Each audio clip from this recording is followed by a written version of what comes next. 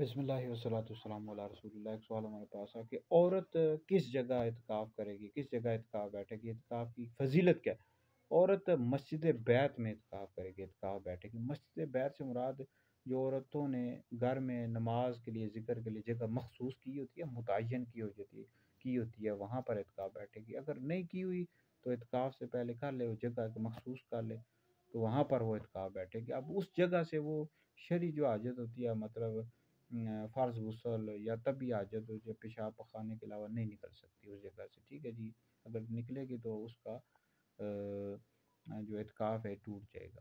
باقی شعب الایمان میں حدیث موجود ہے کہ جس شخص نے 10 دن کا اعتکاف کیا رمضان مبارک میں، تو ایسا ہی ہے جیسے اس نے 2 حج اور 2 عمرے کیے۔ بہرحال اعتکاف کی بہت زیادہ فضیلت ہے جی، تو اعتکاف کرنا چاہیے مردوں کو بھی عورتوں کو بھی۔ تو اس میں بہت زیادہ ثواب بھی ملتا ہے، اور اس میں زیادہ سے زیادہ آپ مطالعہ بھی کریں، حضور علیہ السلام کی سیرت اور مشکل کتابوں کا مطالعہ بھی کریں، اور ساتھ ساتھ نوافل پڑھیں، درود پاک پڑھیں۔